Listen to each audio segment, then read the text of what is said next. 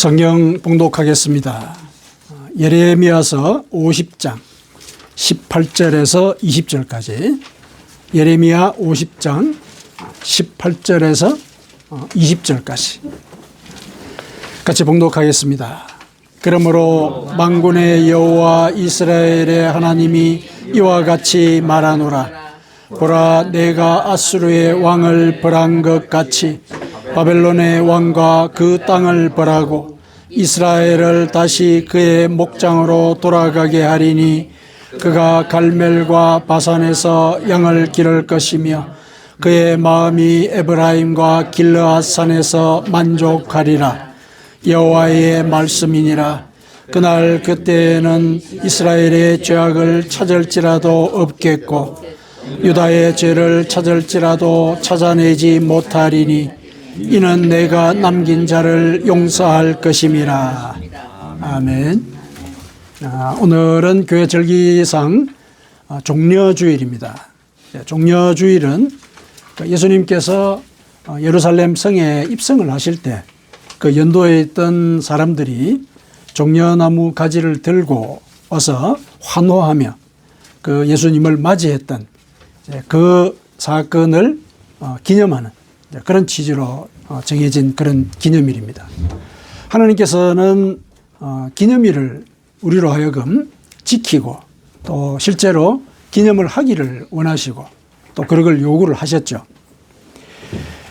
오늘날 교회 절기를 따라서 성경에는 사실은 없지만은 이런 절기를 우리가 정해서 지키고 있는데, 지키는 그 취지는 예수님께서 하나님께서 성경에서 예를 들어서 명절이라든지 또 어떤 기일을 정해가지고 기념하라는 그 뜻을 그대로 우리가 이어받아 가지고 그 뜻을 실현하는 그 하나의 통로로서 우리가 이러한 절기들을 정했거든요. 그래서 이 종려주일도 그런 취지에서 우리가 그 취지를 새기면서 기념을 하는 그런 시간을 갖도록 하겠습니다. 종려주일이라고 하는 것은 그 당시 이스라엘 사람들에게는 구원자가 임했다는 그런 사실을 하나님께서 구체화해서 보여주는 그런 시간이었죠. 구체화해서 보여줬다는 얘기는 예수님께서 예루살렘에 입성하시는 그 순간과 그 방식이 성경에 예언된 대로 이루어진 것이거든요. 그러니까 예언을 실현하는 그런 일이었다는 거죠. 그러니까 스가랴서 9장에 보면은 9장 9절에 보면은 이제 평화의 왕이 너희들에게 임할 것이다. 그러니 시온의 딸들아 기뻐하며 노래하라. 스가랴가 그렇게 예언을 했거든요. 근데 그 왕은 나귀 새끼를 타고 너희들에게 임할 것이다. 이렇게 예언이 되어 있습니다. 그 스가랴의 예언 그대로 예수님께서 나귀 새끼를 타고 예루살렘 성에 입성을 하셨죠. 그때 연도의 사람들이 예언된 그 왕이 오셨다. 우리를 구원할 자가 오셨다. 호산나 우리를 구원하소서. 다윗의 자손이여 이스라엘의 왕이여. 이렇게 이제 외치면서 예수님을 환호하고 맞이했습니다. 예언된 대로 그 일이 실현되고 있으니까 연도의 백성들은 얼마나 그 가슴이 뛰었겠습니까? 실은 그 자리에 우리가 있다고 생각을 해봐도 되겠습니다. 우리가 간절히 바라는 그 기도의 제목이 있는 거죠. 내가 지금 예를 들어서 풀지 못한 어려운 일들이라든지 또 내 어깨가 무거운 짐을 지고 있어서 이거를 해결할 길이 없을까? 백방으로 둘러봐도 길이 없어서 하늘만 바라보는 그런 단계에 있을 수가 있죠. 내 마음에 무거운 짐들, 아픈 기억들 이런 것들이 나로 하여금 그동안 너무 눈물 가운데, 그늘 가운데 살게 했던 이런 힘든 시간들 때문에 내가 하나님을 바라보지도 못하는 그런 시간을 보냈다라면은 그에게 임하신 이 구원의 왕은 그야말로 종려나무 가지를 꺾어서 두 팔을 드러서 환호할 일인 것이죠. 그렇게 이제 우리가 그 자리에 있다고 상상을 하셔도 좋겠습니다. 그 왕이 우리에게 평화를 주기 위해서 오신 것이다. 예언한 그대로 그분은 우리에게 평안을 주시고 우리의 짐을 들어주시고 또 우리 마음의 상처를 씻어내 주시고 그래서 그 가운데 하나님이 온전히 우리를 구원하실 것을 믿고 바라보게 하실 것이다. 이런 마음으로 그 자리에 있으면은 우리는 종려주일에 이 설정한 취지를 충분히 이제 실현하는 것이 되겠습니다. 그런데 이제 오늘 본문과 또 예수님께서 입성하셨을 때 그런 상황들을 접목을 시켜서 생각해 볼 때 우리가 종려주일의 그 기념적인 그 의미를 다시 새길 필요가 있겠다. 이런 생각을 해볼 수가 있습니다. 연도의 백성들이 외쳤을 때 예수님을 두고 이제 호산나 이렇게 불렀거든요. 우리를 구원하소서. 그런 얘기입니다. 우리를 구원하소서. 그런데 이제 그 분을 지칭을 할 때 이스라엘의 왕이요. 이렇게 이제 부릅니다. 요한복음 12장에 이제 그렇게 기록이 되어 있거든요. 그러니까 이스라엘의 왕이라고 이제 얘기를 한 거는 우리 민족을 예를 들면은 무력적으로 구원해 줄 왕으로 생각하는 거죠. 그러니까 무슨 의미냐면 지금 현재 그 예수님 당시를 현재라고 본다면은 그때는 로마의 지배를 받고 있지 않았습니까? 억압받고 있는 중이었고 게다가 그들이 그토록 혐오하는 이 사람들은 선민 사상을 갖고 있기 때문에 이방인들과는 이렇게 접촉을 안 하려고 하죠. 그런데 로마라는 이방인이 강압적으로 들어와서 짓누르고 있는 데다가 그 당시 행정적으로 이들을 지배하고 있는 그 왕이 에돔 족속 사람이었어요. 에돔 족속. 그러니까 유대인이 아니었어요. 그러니까 자존심이, 민족적 자존심이 굉장히 상해 있는 그런 상태죠. 그리고 이제 실질적으로 지배를 받고 억압을 당하고 있으니까 수탈을 많이 당했습니다. 수탈을. 그 당시 로마 병사들은 그 임금을 주둔지에서 조달하도록 그렇게 되어 있었거든요. 정부에서 돈을 주지는 않았어요. 그러니까 주둔지에서 이 군인들이 뭘 통해서 자기들의 임금을 확보를 하겠습니까? 수탈하는 거죠. 그러니까 이런 상황들이 참 험악했던 거죠. 고통을 많이 당하는 그런 시점이었습니다. 그때 왕이 오셨다. 이게 뭐겠습니까? 그들을 우리 눈앞에서 한꺼번에 썰어 주십시오. 이런 얘기죠. 한꺼번에 썰어 주십시오. 그럼 뭐로? 이 사람들이 생각하는 건 이제 무력을 염두를 두는 거죠. 무력을 염두에 두는 거죠. 그러니까 이스라엘의 왕이요. 이렇게 부른 거예요. 물론 이제 다윗의 자손, 다윗 왕을 생각하는 거죠. 다윗 왕이 이제 새로 와서 현신을 해서 우리를 이 압제에서 구해 주십시오. 이렇게 요구하는 것이죠. 근데 이제 그런 요구가 잘못되었냐면 그런 건 아니죠. 우리 인간의 이 상황을 보면은 우리는 육신을 입은 존재니까 육신이 힘들고 고통스러운 이 문제, 그 하나님께서 우리의 약함을 알고 계시기 때문에 이 어려운 문제를 하나님께 간구하는 것, 그 잘못된 건 아닙니다. 그리고 이 백성들이 예수님을 보고 이스라엘의 왕이여 이렇게 부른다고 해서 잘못된 건 아닙니다. 우리의 마음속의 아픔과 슬픔, 문제 오로지 토설하라고 얘기를 하셨거든요. 다 토해내라고 앞에서. 그러니까 이런 간구를 하는 것이 잘못된 건 아닙니다. 그런데 이제 문제는 이런 간구에 그치고 하나님을 이런 간구를 들어주는 분으로만 고정하는 것. 그게 문제인 거죠. 그게 문제예요. 그 점을 이 종려주일에는 우리가 깨달아야 되는 것이죠. 자, 그것과 관련해서 이제 오늘 본문을 같이 한번 살펴보십시다. 본문을 보면은 이제 예레미야가 이스라엘 백성들의 운명을 예언을 하지 않습니까? 너희들이 바벨론에 잡혀갈 것이다. 이게 하나님이 정하신 것이다. 이거는 너희들에 대한 저주가 아니고 징계다. 가르치고 깨끗하게 만들기 위해서 너희들에게 주는 유예와 회개의 기간이다. 이렇게 얘기를 해요. 70년 동안 남의 나라에 가서 이제 노예로서 살게 될 것이다. 이제 이런 예언을 하니까 백성들은 그리고 정치가들은 받아들일 수가 없는 거죠. 도저히 용납이 안 되는 거죠. 그래서 예레미야를 잡아서 박해를 하고 죽이려고까지 했습니다. 그 와중에 이제 정치가들은 그 애굽하고 이렇게 외교적으로 서로 또 교섭을 해가지고 애굽의 힘을 빌어서 바벨론의 이런 공격으로부터 벗어나려고 그런 시도를 하기는 했죠.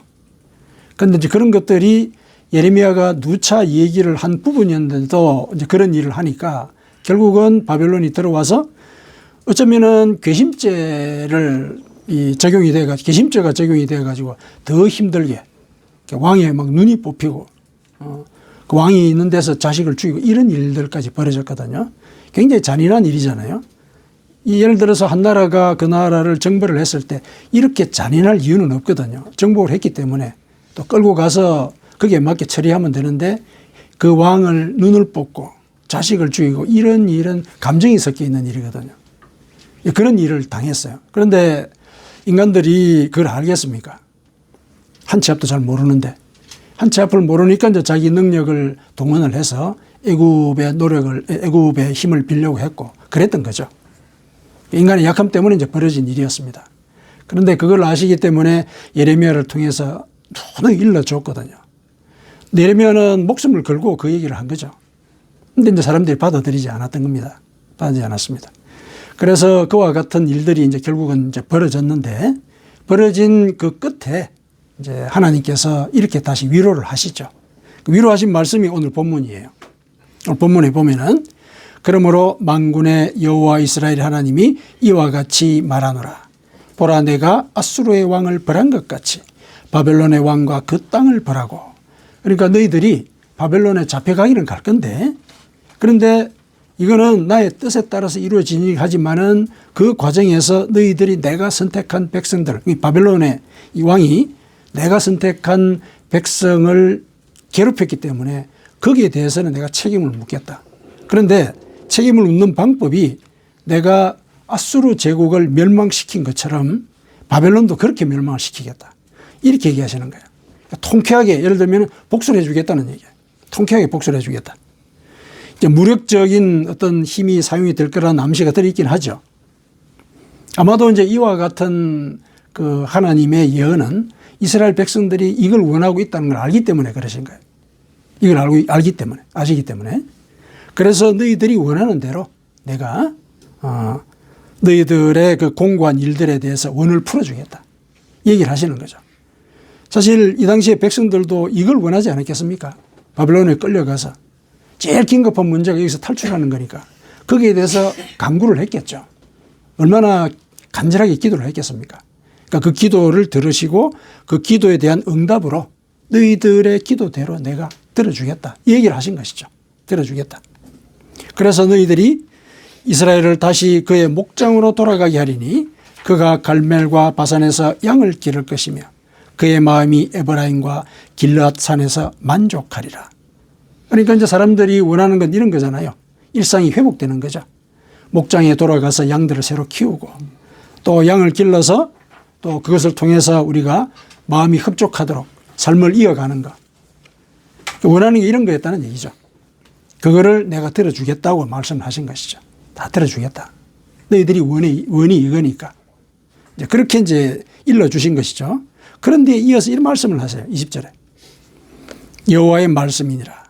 그날 그때에는 이스라엘의 죄악을 찾을지라도 없겠고 유다의 죄를 찾을지라도 찾아내지 못하리니 이는 내가 남긴 자를 용서할 것이니라.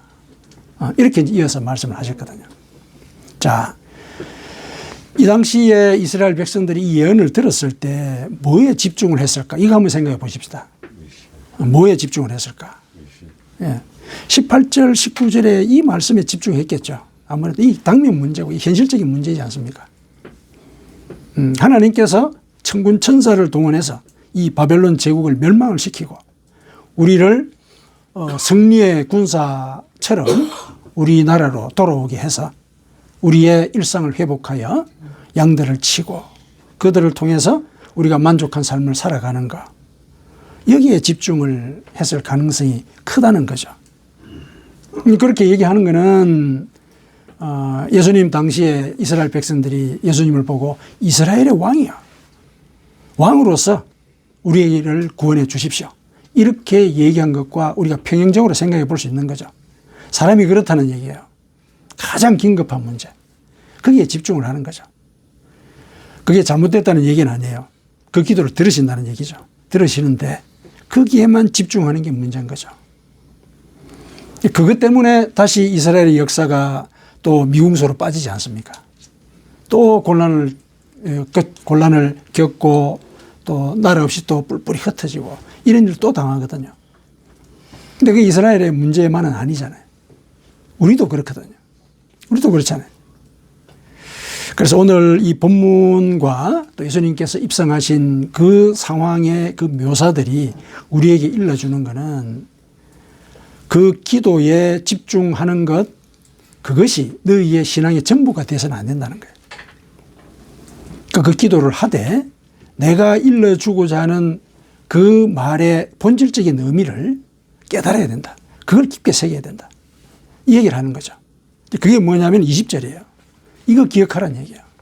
내가 너희들에게 이런 육신적인 구원을 베푸는 이유도 사실은 이 때문이다. 이 때문이다. 그렇게 얘기를 하고 계신 거예요. 예수님께서 이스라엘 왕이라는 이런 칭호를 받으면서 들어오셔가지고 그거 너 잘못됐어. 그렇게 나를 부르면 안 돼. 이런 얘기도 안 하셨잖아요. 그 기도를 받으신 대로 그대로 인정을 하셨어요. 너희들에게 내가 이스라엘의 왕으로서 해방을 베풀 것이다. 실은 인정을 하신 거예요. 그러나 그게 너희들이 원하는 방식은 아니다. 내가 원하는 방식은 너희들의 영혼의 구원, 죄의 압제로부터 너희들을 풀어주는 것. 그게 내가 원하는 해방이고 또 너희들에게 주고자 하는 그 구원의 은혜이다. 실은 그거를 말씀은 안 하셨지만은 몸으로 보여주셨잖아요. 그러니까 이스라엘 사람들에게 예수님께서는 십자가에 못 박혀서 돌아가심으로 해서 돌아가실 때 내가 다 이루었다 이런 말씀을 하셨잖아요. 뭘 이루었다는 얘기입니까? 뭐를? 그 이 장에 내가 온 그 이유가 인간들이 가지고 있는 것이 아니라 내가 가지고 있는 그 뜻을 이루었다고 말씀하신 거거든요. 그러니까 이렇게 얘기하는 이유는 뭐냐면은 예수님께서 직접 그런 말씀을 하셨어요. 요한복음 12장 27절 후반부에 보면은 이런 얘기를 하죠. 내가 이제 영광을 얻을 때가 왔습니다. 이런 얘기를 해요. 그 영광이 뭐겠습니까? 영혼으로서 받아온 그 임무, 하나님으로 받아온 그 거룩한 그 영혼 구원의 임무, 그거를 내가 완수할 때, 그게 영광의 때가 아니겠습니까? 그래서 그 영광을 받을 때가 왔습니다. 그러시면서 하신 말씀이 뭐냐면 내가 이 때를 위해서 왔습니다. 이런 얘기를 해요. 내가 이걸 위해서 왔다는 거예요. 내 임무가 그거란 얘기예요. 그래서 이스라엘 백성들이 원하는 그 평화, 그것의 진정한 의미를 실현하기 위해서 내가 이 땅에 왔습니다. 이렇게 얘기를 하셨거든요. 그러니까 그 뜻을 십자가에서 이루신 거예요. 그래서 다 이루었다고 말씀하신 것이거든요. 그렇게 해가지고 결국은 이들에게 부활을 보여주시고 또 부활을 보여주신 그 상황을 통해서 우리도 죄의 문제를 해결하면은 부활할 수 있다는 것, 생명의 부활을 할 수 있다는 것, 그걸 보여주셨거든요. 그게 영원한 해방의 의미가 되지 않겠습니까? 그거를 내가 일러주러 이 땅에 왔다고 예수님께서 말씀하셨거든요. 예레미야를 통해서 그 당시 이스라엘 백성들에게 일러주신 뜻도 똑같은 거예요. 똑같은 거죠. 그러니까 구약에서나 신약에서나 시대를 불문하고 하나님은 우리에게 원하시는 것이 한 가지란 얘기예요. 한 가지란 얘기죠. 예수님을 통해서 실현해 보이신 그대로 구약 시대에도 하나님께서는 이스라엘 백성들에게 이런 약속을 하시고 이 약속을 이루기 위해서 애를 쓰신 거예요. 근데 그 약속이 뭡니까? 그날 그때에는 이스라엘의 죄악을 찾을지라도 없겠고 죄의 문제를 거론하시는 거예요. 죄의 문제. 이스라엘의 죄악을 찾을지라도 없겠고 유다의 죄를 찾을지라도 찾아내지 못할 것이다. 이는 내가 남긴 자를 용서할 것임이라. 내가 남긴 자를 용서했기 때문에 유다나 이스라엘, 이게 나라가 두 개로 갈라졌기 때문에 이런 얘기를 하는 거죠. 갈라졌지만 똑같이 내 백성이다. 이런 얘기를 하시는 거거든요. 똑같이 이 백성들의 죄를 내가 용서하고 그들을 영혼의 구원의 자리로 인도할 것이다. 이 얘기를 하신 거거든요. 이런 약속을 하셨어요. 그런데 이제 사람들은 여기에 집중을 하지 않는 거죠. 실은 이 20절의 이 약속은 하나님께서 예레미야를 통해서 인간에게 들려주신 새 언약의 내용과 연관이 되어 있죠. 새 언약. 어떤 새 언약을 하셨습니까? 이제는 내가 나의 법을, 당신의 말씀을 너희의 속에다 심고 너희 마음에 새겨놓겠다 그러셨죠. 그전에는 문자로 주지 않았습니까? 돌판에 새겨가지고. 그래서 그거를 해독해서 이걸 지키도록 해야 된다. 안 지키면은 이런 벌을 받는다. 이렇게 일러줬다면 이제는 그런 식이 아니고 내 마음에 하나님의 말씀을 심어놓겠다 그러셨거든요. 그게 무슨 말입니까? 내가 죄를 짓고 마음의 양심의 가책을 느끼는 그 과정을 직접 당신이 내 속에서 실행하시겠다는 얘기거든요. 말씀이 내 속에서 활동을 해가지고 너가 잘못하고 있다. 이거는 하나님의 의로움을 어기는 것이다. 이걸 깨닫게 하신다는 얘기예요. 이 속에서. 그래서 우리로 하여금 죄에 대해서 경각하게 하고 자발적으로 회개할 수 있도록 그렇게 내가 너를 만들도록 하겠다. 이게 약속이거든요. 그러면 약속을 했다면 약속 당사자가 있을 거 아닙니까? 그 당사자가 이 약속의 조건을 우리가 지켜야 그 약속이 유효하겠죠. 그러니까 문제는 이제 공이 우리한테 넘어온 거예요. 하나님께서 말씀을 우리 속에 심어 놓으셨거든요. 그리고 그 말씀이 우리를 깨닫게 하신단 말이에요. 잘못에 대해서 깨닫게 하신다는 거죠. 그렇다면은 그 깨달음이 있을 때 우리가 해야 될 일이 뭐겠습니까? 깨달음이 있을 때 그 깨달음을 따라서 실천해야 되는 거죠. 회개를 해야 되겠다. 하나님께 예를 들면 이 부분은 당신의 뜻이 뭡니까? 라고 물어봐야 되겠다. 이런 마음이 일 때 그 뜻을 따르는 거죠. 그 뜻을 따르는 거예요. 그러면 이제 그 기도를 듣고 하나님께서 당신의 생각과 일치하게 되면 그 일치한 대로 그 기도를 이루어 주시는 거거든요. 그런 과정을 내가 실행을 하겠다라고 얘기를 하신 거거든요. 그래서 그 말씀 자체는 사실은 이제는 이 이후로부터는 너희들이 과거에 지었던 그 죄를 내가 기억하지 않겠다. 이런 얘기와 같은 거예요. 왜냐하면 이제부터는 내가 너희 마음속에서 직접 활동할 것이기 때문에 너희들이 지었던 과거의 죄 때문에 나의 말씀이 죽는 일은 없을 것이다. 그런데 이 이후로는 그 말씀이 너희 마음 가운데 생명의 기회를 줬을 때 그 받아들이는 것은 너희들이 해야 되는 일이다. 그게 새 언약의 얘기예요. 그 새 언약에 따르면은 이전에 지었던 죄는 하나님이 기억하지 않으시는 거예요. 이제부터가 문제라는 얘기예요. 그러니까 내가 하나님께서 나에게 그런 약속을 하셨다는 것을 내가 받아들이는 순간 나는 하나님과 계약을 한 거예요.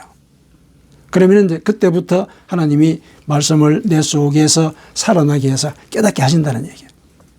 그러면은 그 마음의 움직임을 따라서 그 마음의 소리를 듣고서 하나님의 말씀을 실천하려는 그런 노력들을 기울여 가야 되는 거죠. 그런 노력을 기울이는 사람이 그러면은 예를 들어서 많으냐 이런 문제가 있는 거죠. 오늘날 세상을 보면은 많지가 않은 거죠. 하나님을 믿는다라고 하는 사람들조차도 실은 그 새 언약에 대해서 경각을 하고 있지 못한 거예요. 사람들이. 하나님이 분명히 내 속에서 일한다고 그러셨는데 왜 행동은 하나님의 뜻과 다른 모습으로 나타나느냐. 그건 마음속에 계속 자신의 그 육신적인 기도의 제목에만 고정이 돼 있어서 그런 거죠. 그것만 쫓아가는 거야. 계속 자기의 욕망을 실현하려는 그런 기도만 하나님께 하는 거야. 하나님을 믿는 사람들이 이제 그 문제가 이제 그런 데 있는 거란 얘기죠. 그랬을 때는 하나님께서 네 속에 죄를 내가 없애주겠다는 그 뜻을 잊어버린 거예요. 지금 현재 당면 문제 때문에 그 당면 문제를 해결해 주는 분으로서만 하나님을 생각하기 때문에 그런 일이 생긴다는 것이죠. 그 점을 우리가 이 종려주의를 통해서 새롭게 한번 따져봐야 되는 문제죠. 그러니까 많지가 않은 거예요. 그렇게 하는 사람들이. 그래서 여기서 하나님께서 끝에 내가 남긴 자를 용서할 것이라 얘기를 했을 때 남긴 자라는 이런 얘기가 있잖아요. 그러니까 남겨두었다는 얘기니까 다수는 아닌 거죠. 기본적으로. 다수는 아닌 거예요. 그러니까 하나님을 믿는 자들이 예전이나 오늘날이나 남긴 자의 수준인 거예요. 남긴 자의 수준. 큰 몫은 끌려가는 거예요. 끌려가는 육신의 어떤 그 원리나 굴레 속으로 끌려가는 거예요. 그리고 남긴 자가 얼마 안 되는 거죠. 사실 성경은 계속해서 이 남긴 자에 대한 얘기를 하고 있는 거예요. 사실은. 구체적인 사건을 한번 들어볼까요? 노아 홍수가 났죠. 인간의 죄악이 관영하여 대홍수가 났습니다. 그때 소수가 남았죠. 노아의 가족만 남았지 않습니까? 노아의 가족만 남았거든요. 그 가족을 통해서 새로운 역사가 진행이 되었죠. 그리고 이스라엘 왕조사를 보더라도 그러한 일들이 똑같이 벌어져요. 엘리야 시대에는 이스라엘의 그 영적인 지평이라든지 그 다음에 정치적인 상황조차도 굉장히 험악하고 힘든 상황이었거든요. 우상을 섬기고 여왕이 이렇게 막 나서가지고 우상의 제사를 집례하고 막 이런 일들이 벌어지는 그런 상황이었죠. 그래가지고 엘리야가 그 바알을 섬기는 제사장들하고 시합을 하기까지 않았습니까? 그때 엘리야가 하나님께 이렇게 말씀하셨거든요. 좀 두렵습니다. 저들이 제 목숨을 찾고 있습니다. 그랬을 때 하나님께서 이렇게 말씀하시죠. 너는 네가 이 땅에서 혼자 남았다고 그렇게 두려워하는데 사실은 바알에게 무릎을 꿇지 않은 7,000명을 내가 남겨놨다. 이렇게 얘기하셨죠. 그러니까 7,000명. 그 전체 인구 숫자에 보면 소수죠. 그러니까 소수 그 남긴 자를 통해서 하나님의 역사를 계속 이어가시는 거예요. 계속 이어가시는 것이죠. 그리고 이제 예수님 그 당시에 우리 상황을 보더라도 똑같은 거죠. 그런데 사실은 그 예수님께서 오셨을 때 그 남긴 자가 될 법한 사람들은 예수님의 제자들이지 않겠습니까? 늘 따라다녔으니까. 그렇죠? 그 제자들이 남긴 자로서 그 뜻을 이어갔어야 되는데 그런데 안타깝게도 이 제자들은 예수님께서 돌아가시고 나중에 부활해서 승천할 때까지 그 뜻을 몰랐다 그랬어요. 그 뜻을 몰랐다. 요한복음 12장에 그렇게 얘기를 합니다. 제자들도 예수님께서 내가 영광을 받을 때가 왔습니다. 이런 말씀하는 그 뜻을 몰랐다는 얘기예요. 왜 죄의 문제를 해결하려고 그렇게 하시는지 뜻을 몰랐다는 얘기예요. 그러나 이제 결국 예수님께서 승천하시고 난 뒤에 성령이 오셔서 제자들을 변화시키지 않습니까? 그러니까 성령이 오셨다는 게 그게 뭡니까? 마음속에 하나님께서 구약시대에 예언하신 그 말씀을 불러일으킨 거예요. 그 말씀이 제자들을 깨닫게 한 거란 말이죠. 그렇게 해서 그들이 완전히 변화되어 가지고 이제는 목숨을 이렇게 불사하는 그런 신앙의 사도들이 되었단 말이죠. 그들이 남긴 자가 된 거죠. 그들이 남긴 자. 그렇게 해서 이제 오늘날 또 신앙이 이어져 오게 되고 지금 현재 그 남긴 자들은 우리이고 또 우리여야 되는 거죠. 이 남긴 자들에 대한 특권이 있습니다. 특권이 뭡니까? 죄를 내가 기억하지 않겠다는 거예요. 남긴 자를 용서할 것이다 이렇게 얘기하잖아요. 용서할 것이다. 새 언약에 따라서 내 속에 과거에 있었던 그 잘못된 기억들 하나님께서 기억 안 하신다는 얘기예요. 왜냐? 네가 나하고 지금은 새 언약을 맺었기 때문에. 그러니까 과거의 고통스러운 기억들 하나님이 다 지워주신다는 거예요. 이게 내가 하나님의 남긴 자라는 인식을 가졌을 때 얻게 되는 은혜예요. 이 이유는 내가 새롭게 하나님과 동행하면서 성령이 일러주시는 그 말씀을 따라서 살아가는 것. 그것만이 우리가 할 일인 것이죠. 그것이 실은 우리가 중요주일에 새롭게 해야 되는 그런 하나님의 뜻입니다. 하나님께서는 당신을 이스라엘의 왕으로 부르는 것, 그 용납하십니다. 바벨론을 아수르를 멸망시킨 것처럼 괴멸을 시키도록 우리가 요구하고 기도하는 것, 그 받으시는 거예요, 그 기도를. 그런데 거기에만 집중하지 말라는 얘기죠. 그런 일들을 통해서 결국은 내 영혼이 정결해지고 내 영혼이 하나님과 동행하는 것, 그 통로로서 그런 기도를 할 수 있어야 된다는 거예요. 물론 이제 뭐를 어떻게 규정을 하고 어떻게 분별해야 되는 것인지 그거는 사실은 좀 시간이 걸리는 문제예요. 왜냐하면은 성령이 내 속에서 일러주시는 그 말씀을 내가 바로 못 깨닫거든요. 바로 깨닫지를 못해요. 우리가 약한 존재이기 때문에 그렇죠. 그러니까 이런 과정들을 우리가 지속하는 그 과정에서 이런 일들을 지속하는 과정에서 하나님께서 원하시는 대로 내가 너를 용서했다는 그 말에 대한 확신을 갖게 되는 거거든요. 그때까지 가는 거예요. 그때까지. 그랬을 때 우리는 새 언약에 따라서 이 세상을 힘있게 살아가는. 그래서 내 영혼이 이 종려나무 가지를 들고 예수님을 맞이하는 그 자리에 육신의 이 공고함을 다 벗어버리고 오로지 진실한 마음으로 나의 구원자를 환호하는 그런 자리에 서 있게 되는 것입니다. 그 뜻을 우리가 새기면서 서로 기도로 격려하고 그렇게 함께 신앙생활 하도록 하십시다. 아멘. 네.